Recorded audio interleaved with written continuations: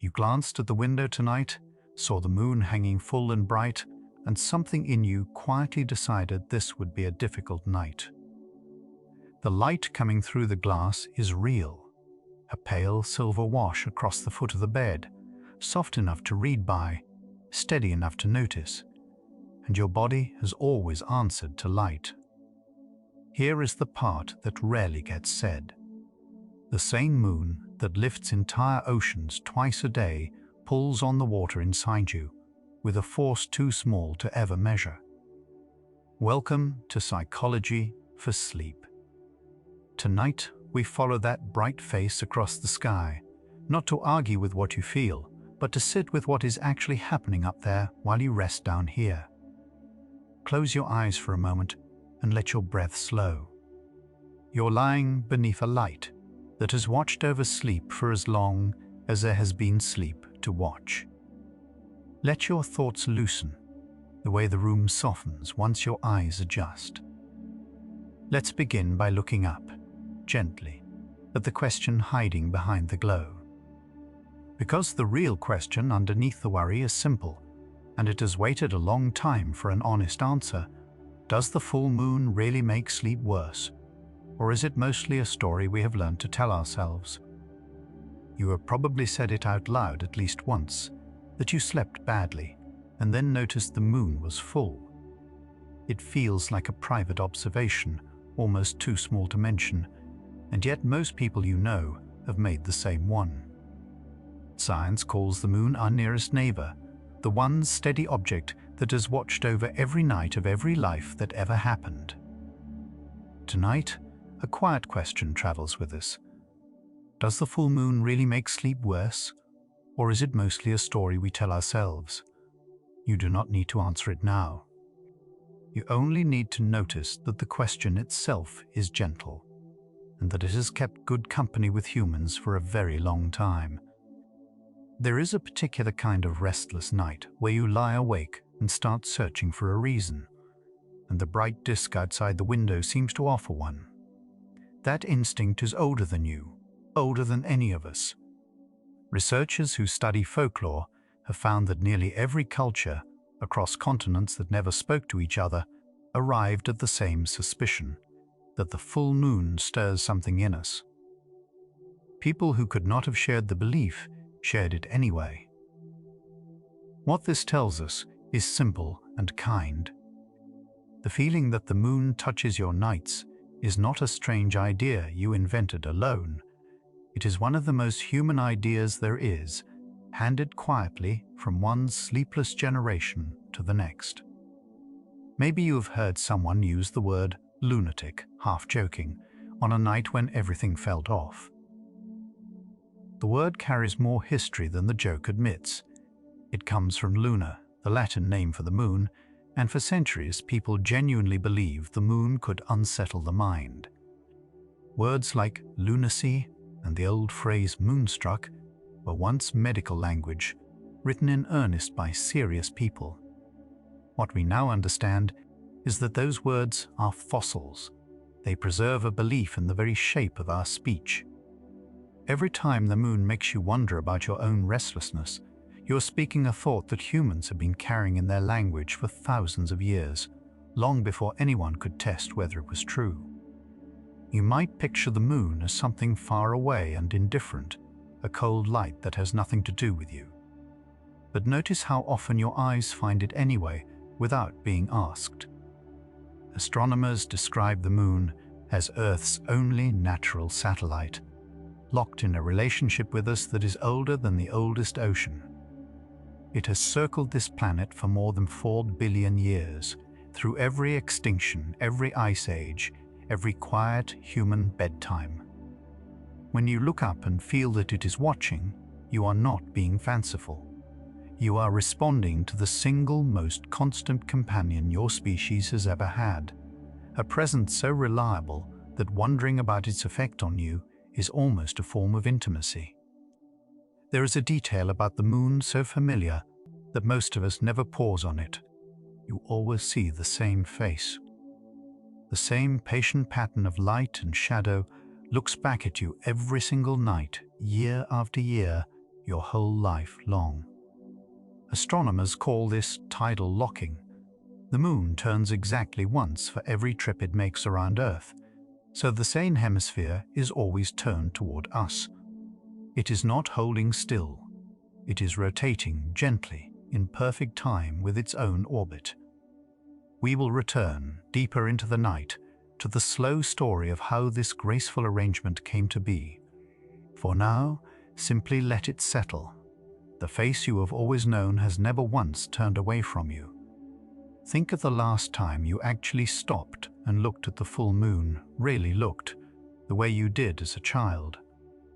There is a reason it feels almost too bright, almost theatrical, hanging there. A full moon is the moment when the sun, the earth, and the moon line up, so that we see the entire lit hemisphere at once, with no shadow trimming its edge. Scientists measure it as roughly the brightest natural light in the night sky by a wide margin. The brightness you sense is real, fully real. And holding on to that realness matters, because so much of tonight is about separating what your senses are honestly telling you from the story we wrap around it. Perhaps you have woken in the middle of the night and found your room strangely silver, the furniture edged in pale light you did not remember leaving on. That light has a source, and it is not the moon making its own glow. What researchers have long understood is that the moon produces no light at all. It is a dark, rocky world that simply catches sunlight and hands a little of it back to us. The full moon you find so luminous is reflecting the same sun that warmed your afternoon. The light landing softly on your pillow has already traveled to the moon and back. Even at its brightest, it is borrowed light, gentle and second-hand, asking nothing of you. You may have noticed that the moon never looks quite the same. 2 nights running, a sliver, then a half, then that full, swollen circle. This rhythm has shaped human time more deeply than almost anything else. The full cycle, from one new moon to the next, runs about 29.5 days, and our oldest calendars were built on it. The very word month grew out of moon. So when the lunar cycle seems to brush against your sleep, you are sensing a clock your ancestors lived by completely. That overlap is part of why the belief endures. The moon was humanity's first calendar, and a calendar that close to the body is bound to feel like it is keeping time with us too. There is something quietly reassuring in how predictable the moon is. Even on a night, it seems to disturb you. You can know, to the minute, when it will rise and when it will be full, decades from now. Astronomers can chart its phases centuries into the future because its motion is governed by gravity, the most dependable force we know. Nothing about the moon is random or moody, however moody your sleep may feel. This is worth holding gently tonight. The object so many people blame for chaotic, broken nights is, in truth, one of the most orderly and faithful things in all of nature, moving exactly as it always has, exactly as it always will. If you have ever lain awake, convinced the bright sky above was working against you, you are not wrong to feel watched, only perhaps wrong about the cause. And this is only the beginning of what the moon reveals about the way that restless, moon-blamed feeling actually works. So far, we have met the moon as a real, luminous, faithful presence, and met the belief as something deeply, warmly human. The question still standing between them is whether the two are truly linked, or whether we have simply placed a story in the brightest window we have. We are not closing that question tonight. We are walking around it slowly, the way you might walk around something beautiful you are not yet ready to fully understand. You might assume that if the moon could pull on the entire ocean, it must surely be tugging at you too. It is an honest piece of logic, and almost everyone arrives at it. What scientists have measured, though, is gentler and stranger. The moon's gravity does reach you, It reaches everything, but the difference in that pull from one side of your body to the other is almost unimaginably tiny. It is far smaller than the gravitational tug of the wall beside your bed, or the person sleeping next to you. The moon is not reaching into your body in any way you could feel. The pull you sense on a full moon night is coming from somewhere else, and that somewhere is worth finding. Maybe you have stood at the shore and watched the tide climb and felt, rightly, that something vast was at work. That feeling is accurate. The moon's gravity does move the oceans. It raises great, slow bulges of water that travel around the planet as the Earth turns beneath them. We call them tides, and they are genuine, measurable, and grand. This part of the old belief is simply true. The moon really does pull the seas. Holding that helps, because tonight is not about taking the moon's power away from you. It is about being precise. The moon moves oceans. Whether it also moves your sleep is a different question, and the answer turns out to be far less certain than the tides. Here is where the gap quietly opens. You can accept that the moon lifts the sea and still wonder why that would touch your night at all. The reason the ocean responds and you do not comes down to size. Tides form because oceans are enormous, thousands of miles across, so the small difference in lunar pull across that vast width adds up into moving water. Your body is a few feet across. Across that distance, the difference in the moon's pull is so faint that it vanishes beneath every other force around you. The sea answers the moon because the sea is large enough to hear it. You, resting in your bed, are simply too small for that particular whisper to reach. You may have felt on certain nights that the very air seemed charged, as if the full moon were pressing on the world. It is a vivid feeling, and it deserves an honest look rather than a dismissal.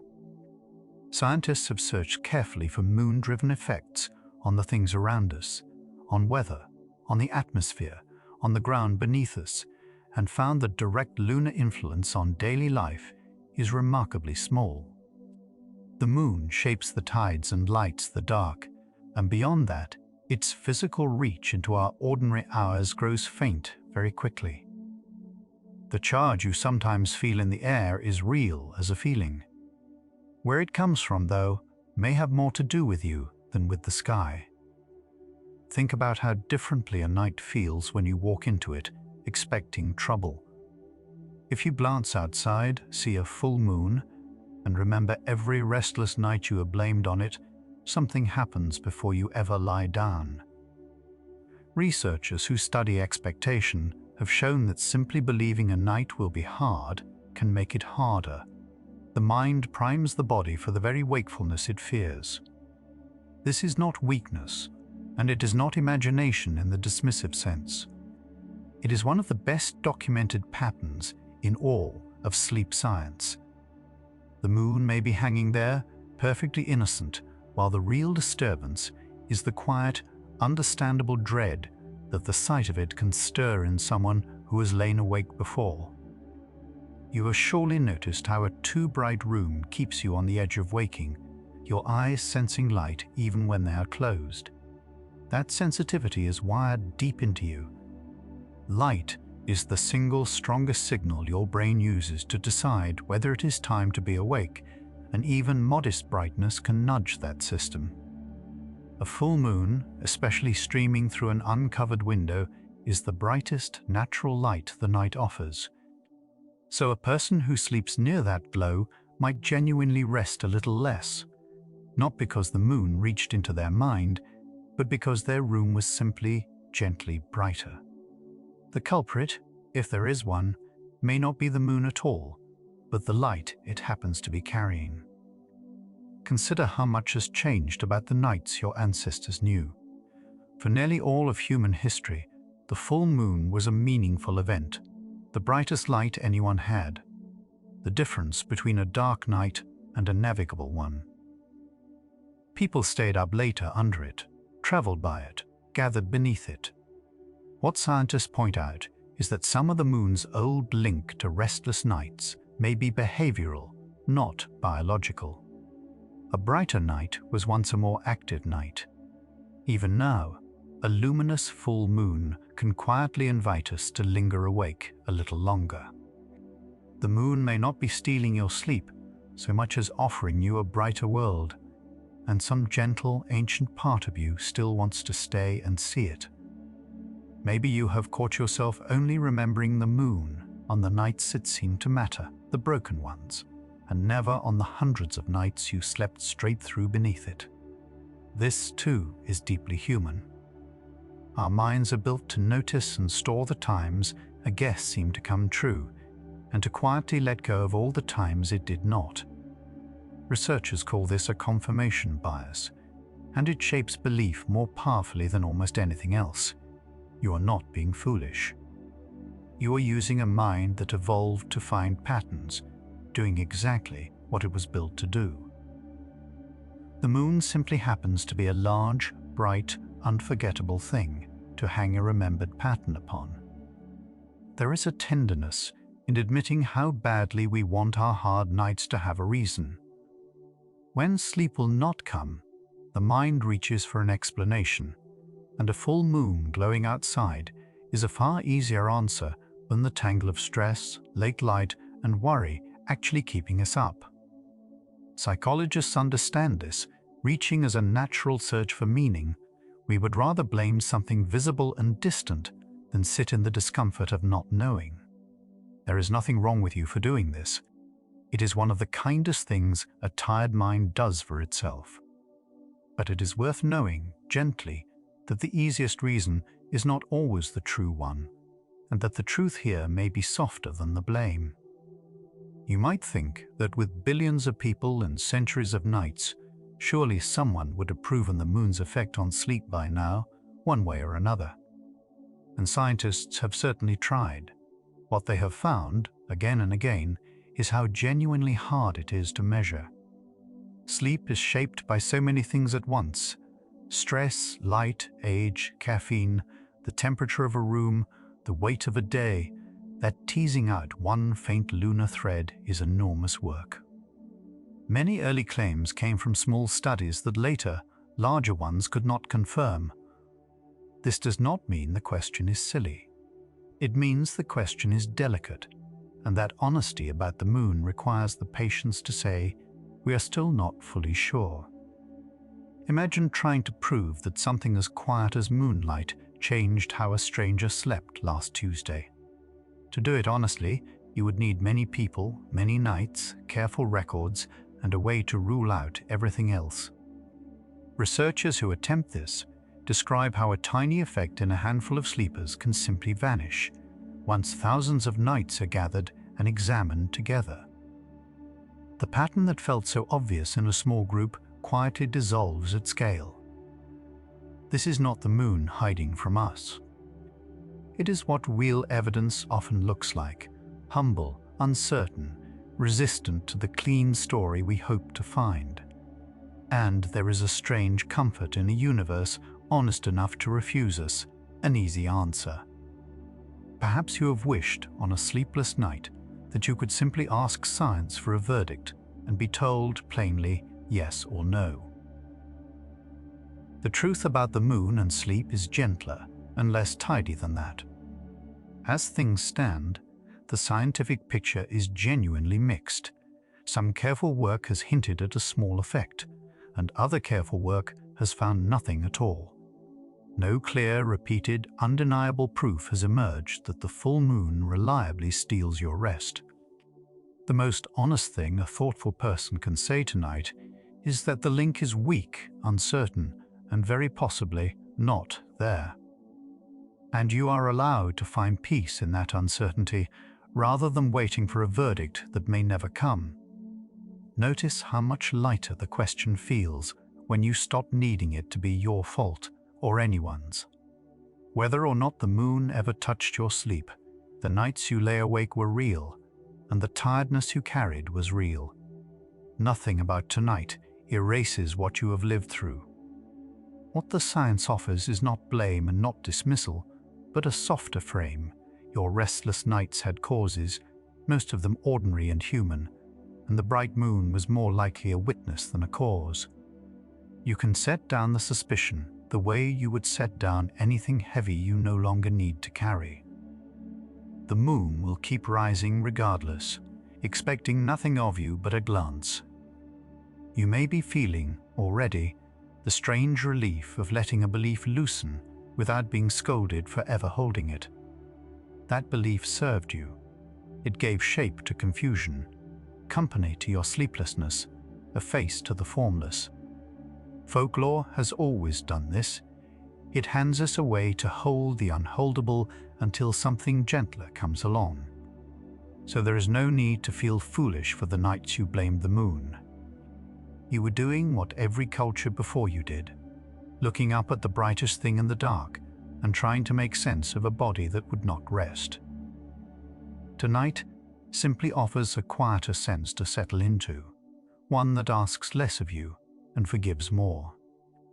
What all of this tells us is not really about the moon at all. It is about how tenderly the human mind tries to explain its own hard nights. We began with an ancient shared belief and a luminous, faithful neighbor, and we have watched the simple line between them grow honest and uncertain. The moon moves oceans, but almost certainly not your sleep, the brightness, the expectation, the longing for a reason. Those were the closer truths all along. And yet the deepest part of the question is still ahead, not whether the moon affects you, but why we so badly want it to. That quieter question is where the rest of this night begins to wander. The same borrowed silver that has lit every window tonight is resting on you now, asking nothing, blaming nothing. Let the wanting to know soften. What the moon is really doing is simply keeping you company. Let's stay with that, quietly. Something has loosened in the last little while. You can feel it, the way the question stopped needing an answer. Take one slow breath. The moon is still out there, faithful and bright, and you no longer have to hold it responsible for anything. We'll keep drifting on together, gently, toward the part of the sky still waiting. You may have noticed, on the nights you do look up, that the moon always seems to show you the same face, the same soft markings, the same patient expression. That is not your imagination, and it is not coincidence. What we now understand is that the moon is tightly locked to Earth, turning on its own axis exactly once for every single trip it makes around us. So one hemisphere faces us always, and the other never turns toward home. The moon is spinning the whole time. It simply spins at the one rate that keeps its gaze fixed on us, like a dancer turning in perfect step. Perhaps it seems strange that a spinning world would point only one way at us, as though it were holding still. Astronomers call this synchronous rotation, and it is more common in the solar system than you might guess. The moon's day and its month are the same length, a little over 27 days to turn. Once is also how long it takes to circle us once. Those two motions are matched so precisely that the far side stays hidden, not because it is dark, but because the timing never lets it rotate into view. The sky arranged a quiet symmetry, and we happen to live on the side it favors. It is gentle to learn that this matching was not always there. The moon used to turn faster, showing us all of itself over time. What researchers found is that Earth's gravity slowly breaks the moon's spin across billions of years. Our planet's pull stretched the young moon into a slightly egg-like shape, and the gravity tugging on that bulge acted as a brake, easing its rotation down. Bit by bit, over an unhurried stretch of time longer than anything you will ever have to wait through, the spin settled into step with the orbit. There is something restful in knowing the moon arrived at this stillness slowly, the way a body finally finds sleep. If you've ever called the hidden half the dark side of the moon, you're in good company. Almost everyone has. But what we now know gently corrects the phrase. The far side is not dark at all. It receives just as much sunlight as the side we see, taking its turn in full daylight every month as the moon moves around us. We simply never see that light from where we stand, because that hemisphere faces away from Earth, not away from the sun. The far side has its own bright mornings and long sunlit hours. We are just never in the room when they happen. There is a quiet wonder in realizing that for almost all of human history, no living person had ever seen the moon's other face. People wondered about it the way you might wonder about a thought just out of reach. Then, in 1959, a small Soviet spacecraft called Luna 3 swung around behind the moon and sent back the first grainy photographs of that hidden hemisphere. They were soft and imperfect, like images glimpsed in a dream. For the first time, the side that had always turned away was looking back at us. A face we had imagined for thousands of years, finally, gently came into view. When those first far-side pictures arrived, they held a small surprise, though a calm one. The hidden hemisphere did not look like the familiar one. The near side wears those large, dark, smooth patches we romantically call seas, the markings that make the man in the moon. The far side has very few of them. Instead, it is rugged, crowded with craters, paler and rougher across nearly all of its surface. The two halves of the same world wear different faces. What we see each night is, in a sense, the calmer side of the moon, the one that always turned its softer expression toward home. You might assume that always seeing one face means we see exactly half the moon and no more. The truth is a little kinder than that. Astronomers call it libration, a slow rocking and nodding. The moon does as it travels its slightly oval path around us. Because its orbit is not a perfect circle and its axis tilts just so, the moon seems to sway gently from side to side and tip up and down. Over the course of a month, this small swaying lets us peek a little past the edges. We catch glimpses around the rim that we could not see from a single fixed angle. There is something tender in the idea that the moon offers us a few more inches than it has to. Thanks to libration, we do not see 50% of its surface over time, we see closer to 59%.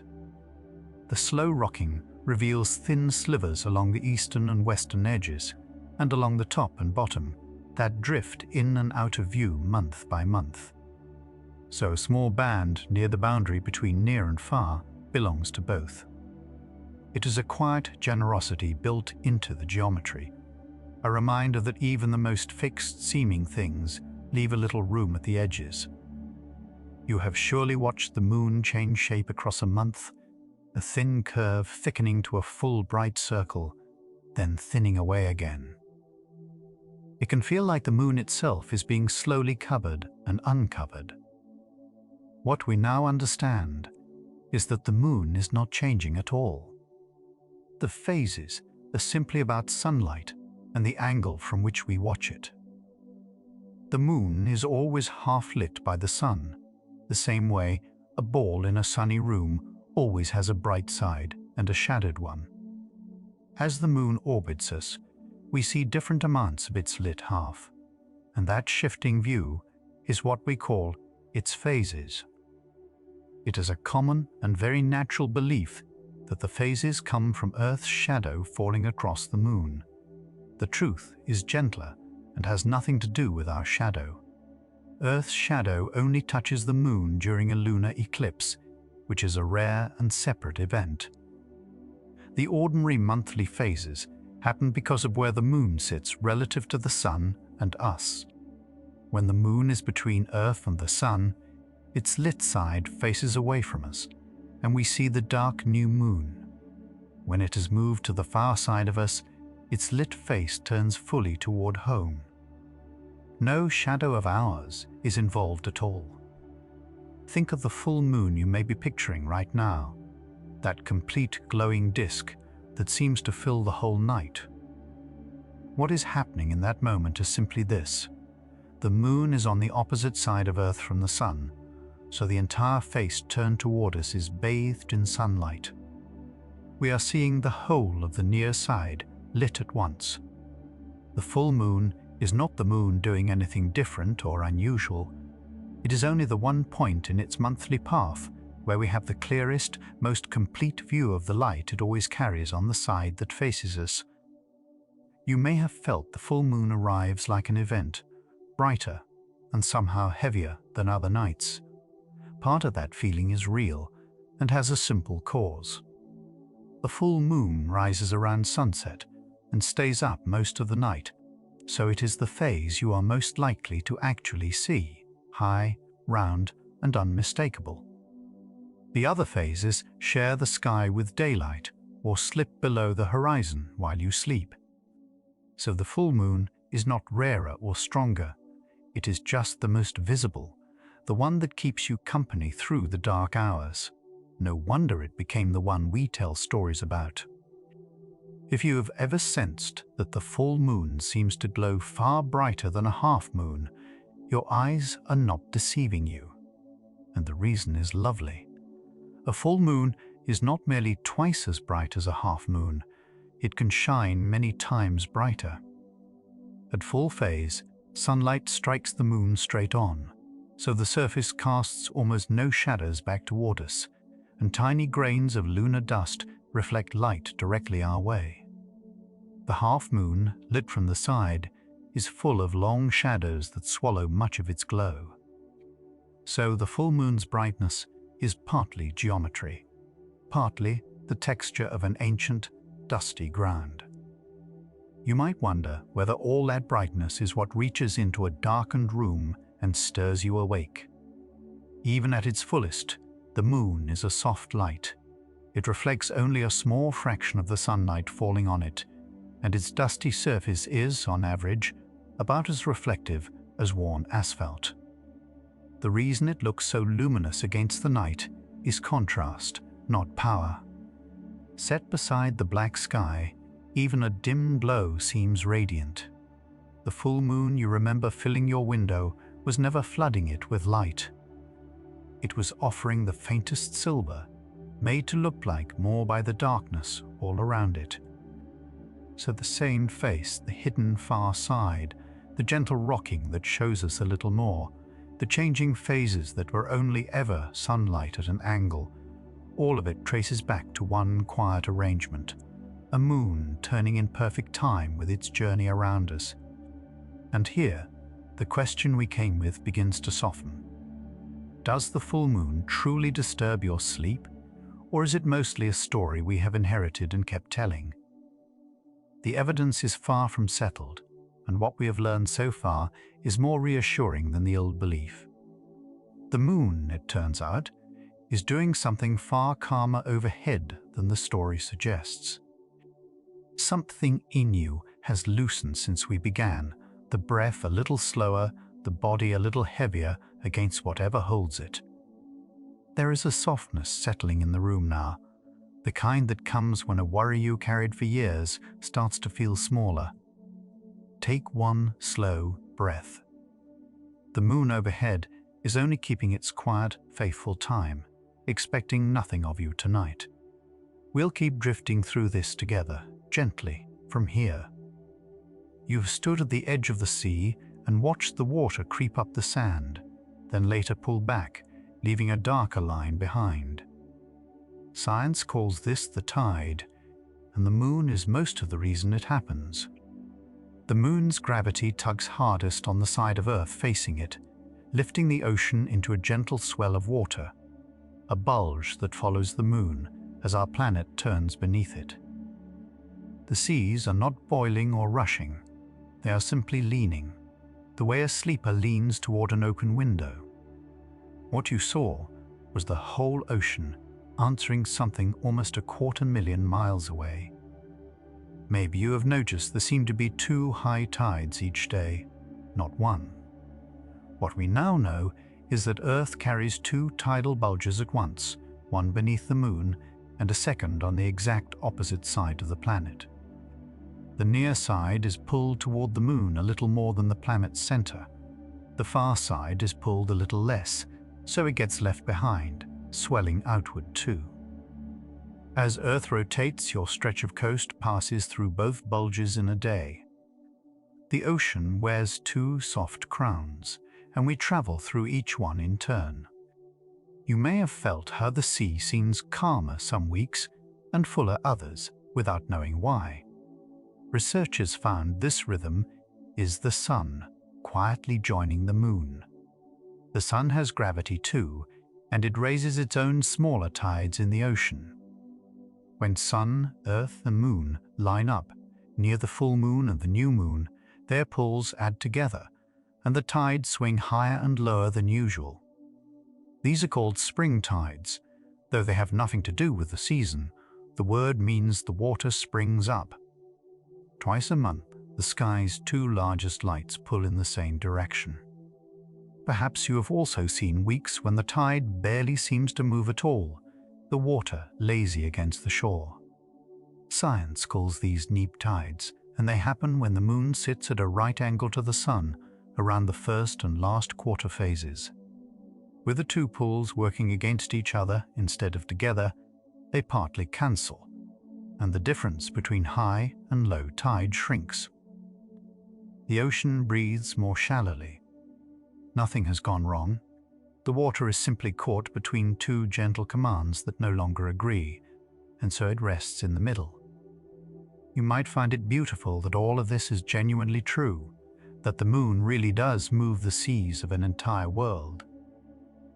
This is not a story or a superstition. It is measured, predicted, and printed in tide tables years in advance. The Moon's faint, steady pull lifts trillions of tons of water twice a day, every day, and has done so since long before anyone was here to watch. There is something quieting in that reliability. The same force smoothing the sand on a far beach tonight is older than memory, and it asks nothing of you to keep working. And here is where an old, tempting thought slips in, one you may have heard yourself. People say, the body is mostly water, and the Moon moves the oceans, so surely the Moon must move us too. It sounds like simple logic, almost obvious. But what we now understand is that this reasonable-seeming leap quietly breaks down. The tides do not happen because water is somehow obedient to the Moon. They happen for a reason that has far less to do with what something is made of, and far more to do with how impossibly large it is. Think of how a hill feels gentler when you cross it slowly, steeper when you rush. Tidal force works in a related way. It comes not from gravity itself, but from the difference in the Moon's pull across the width of an object. The ocean stretches thousands of miles, so the Moon tugs noticeably harder on its near edge than its far edge, and that gap is what lifts the bulge. Across your body, a few feet from head to toe, that difference is almost nothing at all.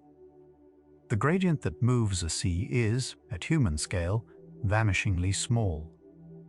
You have felt a heavy truck rumble past, and the faint shudder it sends through the ground. Researchers like to point out something quietly humbling about it. The gravitational tug of that passing truck on your body is far greater than the tidal force the Moon exerts across you. A wall, a mountain, the person sleeping beside you each pulls on you more, in tidal terms, than the full Moon does. The oceans respond to the Moon, not because water is special, but because they are planet-sized. You are simply, beautifully, too small for the Moon to stir. Maybe this loosens something you have carried, the quiet worry that the full Moon has some grip on you that you cannot feel.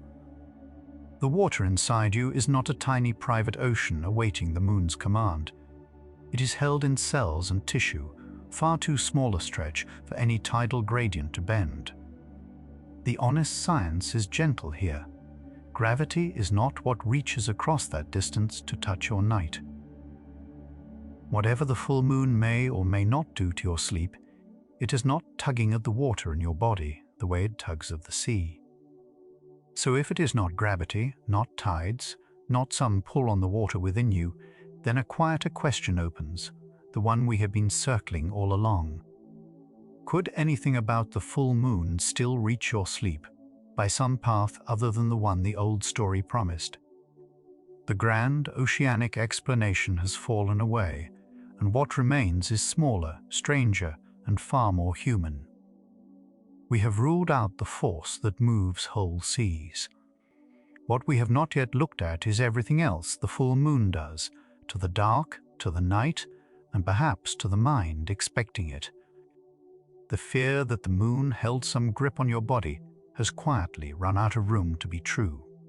Feel yourself resting, unpulled, entirely your own.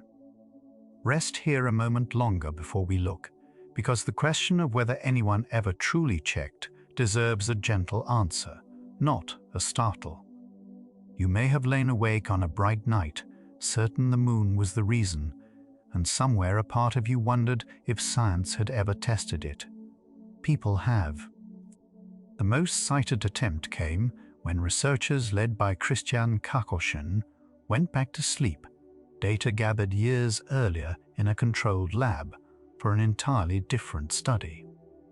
No one had been thinking about the moon when those nights were recorded, which is part of why the result drew attention. They lined each volunteer's sleep up against the lunar phase and looked, unhurried, for a pattern. You might expect that if the moon touched sleep at all, the effect would be obvious. It was not.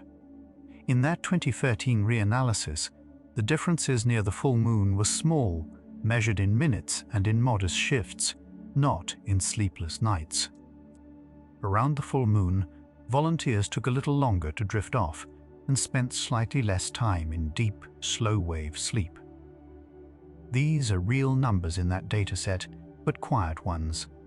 If something was happening, it was a whisper, not a force, the kind of change you would never notice on any single night of your own life. You have probably blamed the moon while the curtains glowed with its light, and that detail matters more than it seems. In the Kakoshin study, the volunteers slept in a lab where no moonlight could reach them. They could not see the sky, did not know the date, and had no idea anyone would later ask about the moon. That design is what made the finding interesting. Whatever small shift appeared, it could not have come from brightness in the room. Still, one careful study, even an elegant one, is only the beginning of how science decides what is true. You know how a single good story can feel like proof, and science feels that pull too, which is exactly why it resists it. A finding only earns trust when other researchers working separately can see the same thing. So the honest question after 2013 was never, is this amazing, but does it hold up? Other teams went looking, some with far larger groups of sleepers and far more nights of data than that first reanalysis had. What they found began to complicate the tidy picture, not with drama, but with the slow, patient work of checking. You may sense, somewhere, that the loudest claims are rarely the steadiest ones, and here the data agreed. When scientists examined bigger datasets, the lunar effect on sleep often shrank toward nothing or simply failed to appear. In 2014, a team including Cordy, Ackerman, and Rush looked across more participants and could not reproduce the full moon pattern. Other large analyses reached the same quiet conclusion. This is not the moon being exonerated by a single rival study, it is the effect refusing to show up reliably when more eyes look. That inconsistency is itself a kind of answer. You might wonder why one study finds something and the next finds nothing, as if science keeps changing its mind. It is gentler than that. Small studies by their nature are easy to nudge by chance. A handful of restless sleepers can tilt a tiny sample. Larger studies smooth those accidents out, which is why they carry more weight. When a faint effect appears in small data and vanishes in large data, the most likely story is not a vanishing moon. It is that the original signal was partly noise. Reassuringly, this is science working, not failing. You have felt how a belief can quietly shape a night before it even begins. Researchers take this seriously because expectation is one of the strongest forces in all of human experience. If you are sure the full moon ruins your sleep, you may lie down already braced for a bad night, checking the clock, noticing every sound, reading restlessness as confirmation. Your watchfulness, not the moon, can be what keeps you up. This is not a flaw in you. It is simply how attention works, turning a prediction into the very thing it predicted. You know the way memory keeps the dramatic nights and lets the ordinary ones dissolve. Scientists call this selective recall, and it shapes the moon's reputation more than almost anything else. On the nights you slept fine under a full moon, you never thought to credit the sky. But on the night you tossed and turned, the bright moon outside became the obvious culprit, the story ready-made. Across months, those remembered bad nights pile up in memory while the forgotten good ones quietly disappear, leaving a pattern that feels real, but was built by forgetting. You may not have considered that the moon, on the nights it feels most accused, is also simply brighter. A full moon can cast enough light to read large print by, and light is the one thing we know shapes sleep with certainty. Even modest brightness can nudge the brain's clock and trim the edges of deep sleep. So on a clear night with thin curtains, a full moon genuinely can touch your rest, not by some mysterious pull, but by doing what any light does. The cause is ordinary, and that ordinariness is its own comfort. Here's the place where the old logic stumbles, and you already know why. We walked the physics together not long ago. Yes, the moon moves the oceans by its gravity. No, that does not mean it can move you. So rather than reprove it, let it simply rest as settled, and turn instead to what is actually keeping you up. It is rarely the sky. It is the meaning you bring to the sky, the braced shoulders, the watched clock, the night you decided was ruined before it began. That is the real lever, and unlike the moon, it is yours to ease. You might still feel the appeal of the water and tides idea, since we are mostly water after all, so hold it once more, lightly, and then let it go for good. The difference in the moon's pull across a body your size is smaller than almost any everyday force you could name. A mosquito settling on your arm presses harder than the moon's tidal reach. The poetry of the tides within us is lovely, and you are free to keep the poetry. It is the physics that lives elsewhere. What touches your sleep is closer to home, light, expectation, memory, and far kinder to address. You may have wished on a wakeful night that there were one clean cause to point to. The honest picture is softer and more human than that. The real influences on those restless nights are things we understand well: light through the window, the expectation you carried to bed, the ordinary scatter of good and bad nights, and a memory that files the hard ones under full moon. None of these accuse you. They are gentle, mechanical, forgivable. The moon, meanwhile, hangs there mostly innocent, a witness to your sleeplessness far more than a cause of it.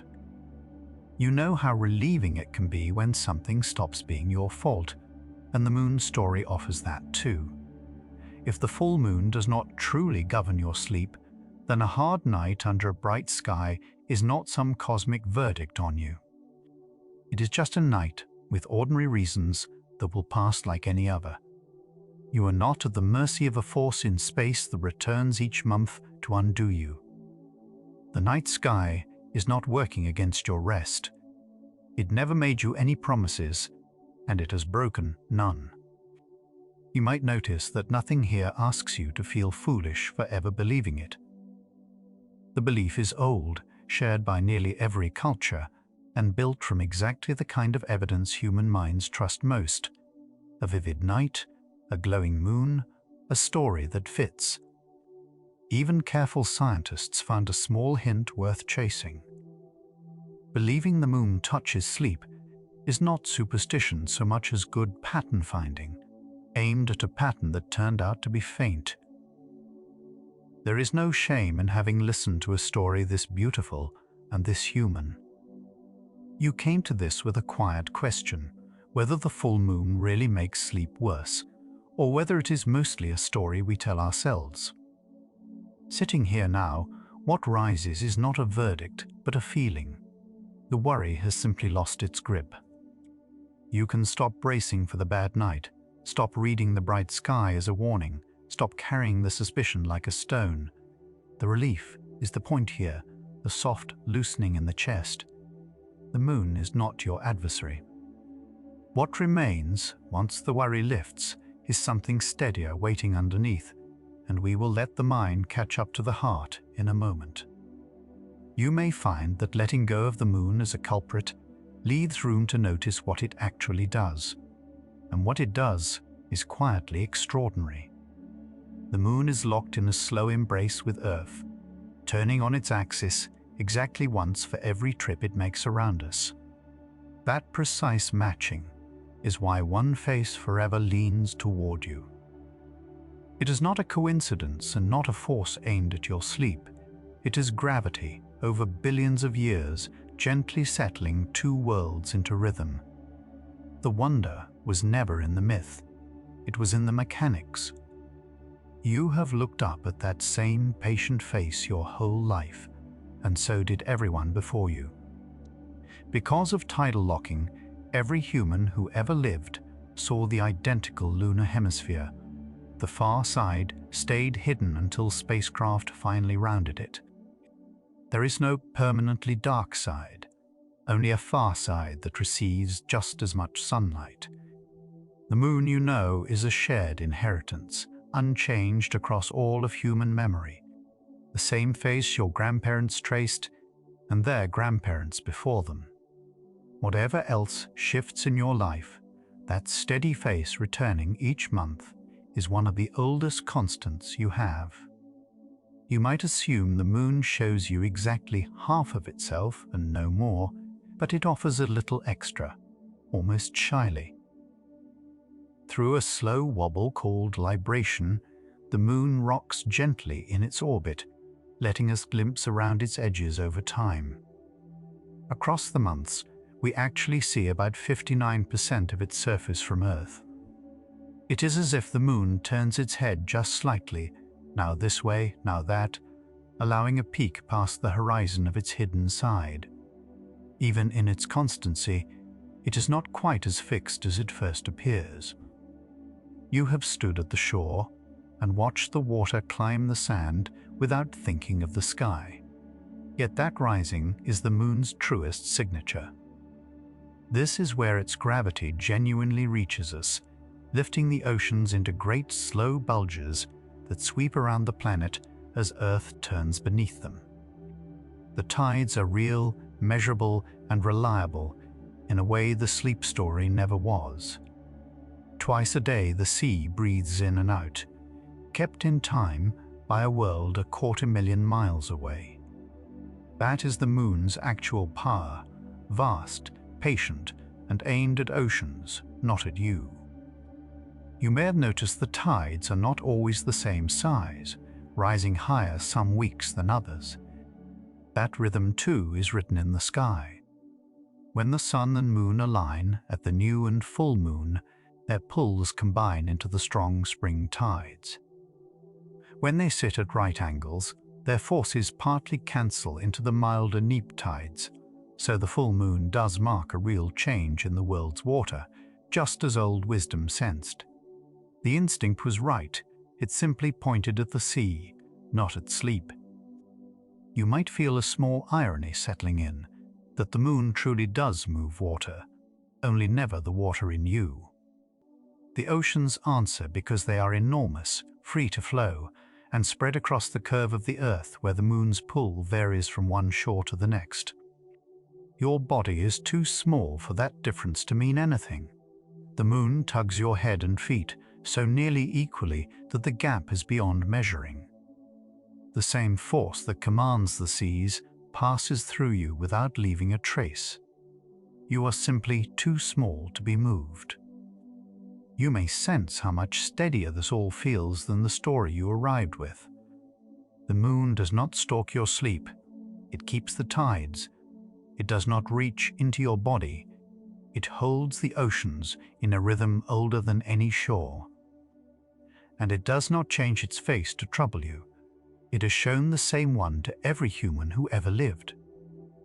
There is a kind of peace in trading a small, anxious myth for a large, calm truth, in letting the moon be magnificent without making it your enemy in the dark.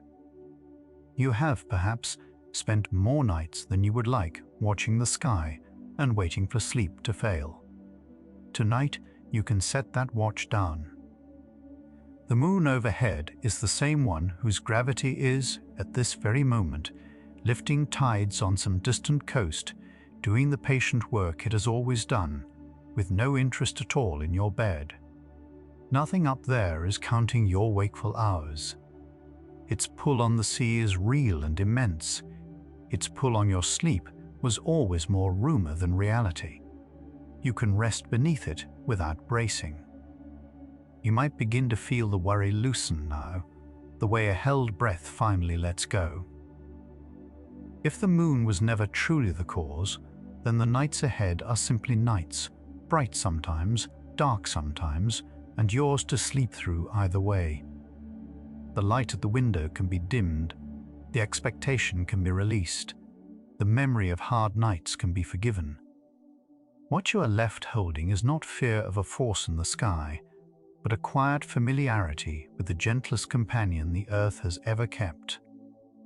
You arrived asking whether the full moon really steals your sleep, and now the mind can rest where the heart already settled. Take in the strange wonder of it. The very gravity that gently swings the oceans is the same gravity that, across unimaginable eons, slowed the moon's spin and locked its face toward ours. The thing we feared and the thing that steadies the sea are one force, doing two acts. That is the marvel worth carrying into sleep. Not that the moon disturbs you, which it does not, but that something so vast can be, at your bedside, so utterly gentle. Twice each day the tides rise and fall on their own, asking nothing. Somewhere a sea is lifting toward the moon right now. Let your breath do the same, rise, fall, unforced. The last of the night is drifting toward you. You have probably lain awake on a bright night, certain the moon outside was the reason. That certainty is not foolish. It is the mind doing what it always does, finding a face for a feeling. The moon is the oldest face we have. When sleep would not come, our ancestors looked up and found something steady to hold the blame. You were not imagining the restless night. You were only reaching for the nearest light to explain it. Some nights, the wakefulness is real, and the cause is quietly ordinary. A warm room, a late thought, a body that simply ran a little long. The moon happened to be full, so the moon became the story. Researchers call this attribution, we assign a cause that is visible over one that is hidden. The full moon is the most visible thing in the sky. The true reason often has no face at all. There is relief waiting in a small, honest sentence. The moon is almost certainly not reaching down to take your sleep. The careful studies do not find a force strong enough to do that. What they find, at most, is a faint and flickering shadow of an effect that larger work could not even hold. You can set down the worry that something out there is working against you. Nothing up there is trying. Notice what it feels like to stop bracing. Many people who believe in the moon's pull begin tensing the moment they see it round and full. And that bracing, that quiet readiness for a bad night, is itself a way of staying awake. The expectation tightens the shoulders before the head ever finds the pillow. The moon did not put that tension there, the story did. And a story can be gently set down. Expectation, it turns out, works in both directions. If believing the moon steals your sleep can make sleep harder to find, then releasing that belief can make sleep easier. This is not magic, it is the same nervous system, simply pointed the other way. When you stop waiting for a bad night, you stop rehearsing one. The body follows the mind into calm as readily as it once followed it into worry. There is a freedom in letting the full moon mean nothing in particular. It does not have to be an omen or an obstacle. It can simply be a light in the sky, the way it was before anyone decided it had power over your rest. Strip away the story, and what remains is only the moon, round, distant, indifferent in the kindest possible way. It is not watching your sleep. It never was. Here is a small thing few people pause on. On certain nights, the dark portion of a thin crescent moon is not truly dark. It glows faintly, lit by earthshine, sunlight that bounced off our own bright planet and reached the moon's shadowed face. The whole round shape hangs there, the slim bright curve and the soft grey ghost of the rest. So even the part of the moon the sun has left unlit is gently held in our light. We illuminate the moon a little, just as it illuminates us. The kindness, it seems, runs both ways. The tides keep their slow rhythm, whether anyone is watching or not. Twice a day the water rises and falls, patient as breath, pulled by a gravity that asks nothing of you. That rhythm has run for billions of years without a single missed beat. You can let your own breathing settle into something like it now, in and out, slow and sure. The moon keeps time for the sea. Let it keep a little for you. Moonlight is only borrowed sunlight, softened. Not a single ray of it originates with the moon. It is the day's light, returned to you at night, gentled by the long journey and the dust of the lunar surface. And it is a remarkably short journey, as cosmic distances go. The light leaves the moon and reaches your window in just over a second. What lands on your wall is the sun made quiet enough to sleep beside, barely more than a heartbeat away. There is nothing harsh in it, nothing that hunts you. It is the most peaceful light there is. The moon does not loom, though it can feel that way low on the horizon. That swelling size is an illusion your own mind paints, a trick of comparison with the trees and rooftops below. Higher in the sky, it shrinks back to its true, modest self. Even at its largest, it is gentle, a coin of pale light 250,000 miles away. Nothing that distant can reach into your room. It only looks close because it is beautiful. If light has ever been the thing that kept you up, that, at least, is real, and it has a simple answer. A curtain, a turned head, a softer corner of the room. The moon's brightness is the one part of the old story with any weight to it, and it is the easiest part to set right. You are not at the mercy of the sky. You can close the gap between you and the dark whenever you choose. There is no edge to the moon's kindness, because there is no intent in it at all. It does not mean to soothe you any more than it once meant to disturb you. It simply hangs there, doing the only thing it has ever done, reflecting light, raising tides, heaping its quiet orbit. Indifference, when it comes from something this old and this steady, feels almost like care. The moon lets you be. Tonight, let it be too. Consider how small the worry becomes when you hold it against the size of the calm. One bright night, weighed against a moon that has circled the Earth more than 50 billion times, taking nothing. The proportions are tender. Your sleeplessness was never a battle with the heavens. It was only a human night, under a human sky, lit by a light that has been gentle all along. You can give the moon a different job tonight, not the thief of your rest, but the soft companion of it, a nightlight left on by something patient and far away. Let it watch over the sea and the sleeping fields and the curve of the dark side of the world. It has room enough to watch over you too, the way it always has, without ever once asking you to stay awake for it.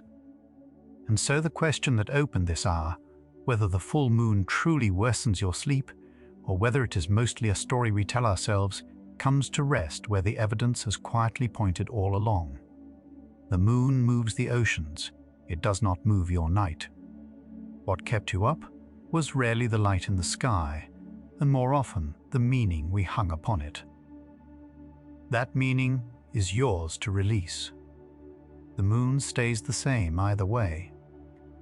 Notice that the moon never argued with you. Through every night you blamed it, it simply rose and set, faithful and silent. There is grace in that, a presence that lets you believe what you need to believe, and waits, without complaint, for you to come to the quieter truth. Now that you have come to it, the moon is exactly the same friend it always was. Only the weight you handed it has changed. Somewhere, right now, the tide is pulling away from a dark shore, unhurried. The same gravity that lifts that water touches you with a force too faint to feel, far too faint to wake you. You are not being tugged at. You are not being worked upon. You are simply lying still beneath a sky that has held its shape for longer than memory, in a room the moon cannot reach, except as light, except as gentleness. Let the old vigilance go soft. There is no need tonight to listen for whether the moon is full, no need to check the sky before you trust the dark. The dark is trustworthy. The moon is trustworthy. They have been keeping watch over sleepers far longer than anyone has feared them, and they will keep watch over you now, asking only that you let yourself be kept. Feel how the body settles when nothing is expected of it. No moon to brace against, no bad night to outrun, no story left to defend. Just the weight of you, sinking a little deeper into the place you are lying, and the slow, easy rhythm of a breath that no longer has anywhere to hurry. The sky outside is doing what it has always done. You are free to do the same, to rest. The far side of the moon is turning toward the stars right now, the half we never see, bathed in its own slow day and night. Even there, in the part of the moon that has never once faced you, there is no malice, no design, only rock and light and the same patient turning. The whole moon, seen and unseen, is one quiet thing. And quiet things make the best companions for a night like this one. You came here carrying a small fear of the sky, and you can leave it behind without ceremony. The moon will rise tomorrow whether you fear it or not, and the night after, full or thin, the same gentle face. Knowing now that it cannot reach your sleep, you are free to greet it the way you might greet an old, undemanding friend, with a glance, a softening, and nothing more required of either of you. There is a particular peace in being lit, not watched. The moon's light may fall across your floor tonight, and you can let it, the way you would let firelight or the glow of a low lamp. It does not see you. It does not measure your rest. It only shines, the way it has shone over every sleeper who ever doubted it and slept, anyway, in the end, beneath its borrowed and forgiving light. The ocean does not lie awake worrying about the moon, and it is the thing the moon actually moves. It simply rises when called and falls when released, trusting the rhythm completely. You can borrow that trust now. Let yourself be the tide for a moment, lifted gently by your own slow breath, lowered just as gently, carried by something steady that has never once let the water down. There is nothing to hold on to, only the rhythm. Almost everything you feared about this night was a kindness in disguise. The light was only the day returned softened. The pull was only the sea's old companion, far too distant to touch you. The fear itself was only the mind, reaching for a face.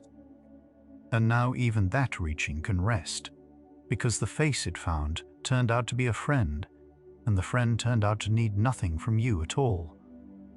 So the truth is gentler than the story ever was. The moon is not reaching down to take your sleep. It is only keeping you company while you find it. You were never at war with the night sky. You were always cradled beneath it, lit by a soft and faithful light, free to let go of the watching and simply rest. The moon has no power over your sleep. It only has the patience to wait quietly until it comes. The thing you came in afraid of turns out to be the calmest companion you have.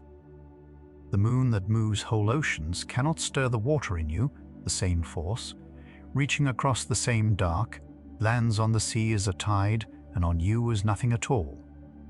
The mover of worlds is, to your sleeping body, only light. Let your entire being dissolve into that soft and borrowed glow.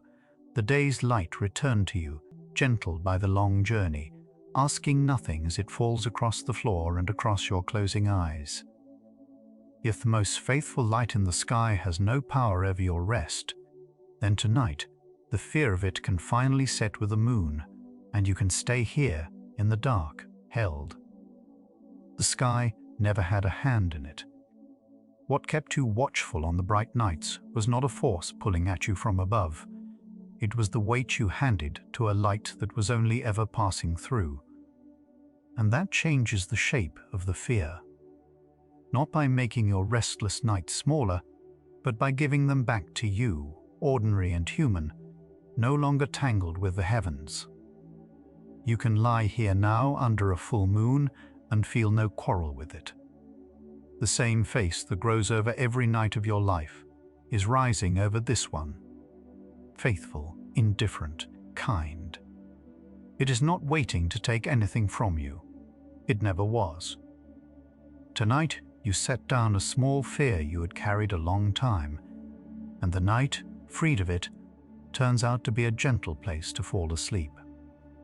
But the moon is only one light in a sky full of them. If the nearest companion we feared turned out to hold no power over our sleep, what about the far older lights, the ones whose pull we never even thought to question, the ones still arriving from the edge of everything? The next video in the Fall Asleep Fast, Journey Through the Universe playlist begins there. You can allow these thoughts to set now, the way the moon slips below the horizon, unhurried, taking the last of the watching with it. Let your shoulders come down from their long readiness. There is nothing left to brace against tonight. If sleep comes, let it carry you to the place where the tide rises and falls without you, where the rhythm holds you and asks for nothing in return. If your eyes have already closed, there is no light up there worth opening them for. Rest well, quiet one. The moon has no power over your sleep, only the patience to keep you company until it comes. Fall asleep beneath gentle facts, where the universe turns soft enough to rest under. Good night.